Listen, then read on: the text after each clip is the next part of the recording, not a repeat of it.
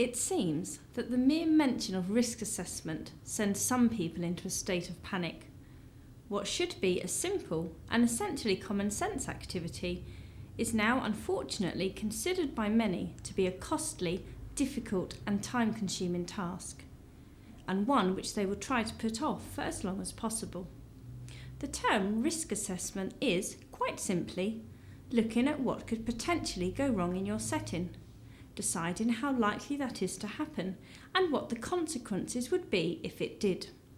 You make a note of these things, decide what you are going to do about them and do it, and then review and record the results of what you have done. There is a formula to help you decide how important a particular risk is. Risk equals probability multiplied by severity. Probability basically means how likely it is that a potential accident or incident would happen. When considering the steps you need to take, you must consider the probability or likelihood. So if someone is likely to trip over the corner of a rug that is curled almost every day, you need to do something about it, even though most of the time no one would be hurt.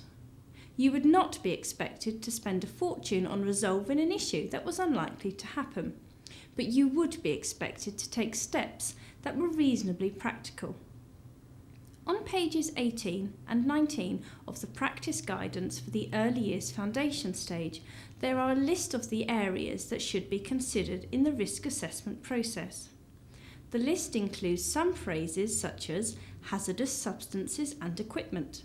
This is quite a broad category that would include items such as chemicals used for cleaning, sterilising solution, medicines, etc. Each setting would have different products, and so only you would know what, in your setting, would be covered by this category. Other phrases, such as the use of socket covers in electrical sockets, are much more straightforward. Your risk assessment should identify the potential hazard caused if a plug is removed and no socket cover is put in its place. Then the hazard or risk is one of electrocution, and the people most likely to be affected are the children. You don't have to be a health and safety expert to know that the chances of an inquisitive child putting their fingers or an object into an uncovered socket would be quite high, and the consequences of them doing this could be their death. The next question is, what do you do about it? At the most basic level, you just need to make sure that every socket that does not have a plug in it has an undamaged socket cover instead. Unfortunately, this is where the human element creeps in, and people can at times be forgetful, inattentive, or just lazy. Your solutions must therefore take the human element into account, but that does not mean they have to be complicated or costly. Most of the time, it's just common sense. So for our example, you would make sure you have a socket cover for every socket in the building, even those that usually have plugs in them or are hidden behind furniture. Always keep spare socket covers in case some get lost or damaged, and make sure staff know where they are kept. Make sure socket covers are plain so they do not attract the attention of inquisitive babies or toddlers. Train your staff, including students, parent helpers, cleaners and anyone else who comes into the setting. Make putting a cover in an empty socket a habit that everyone learns.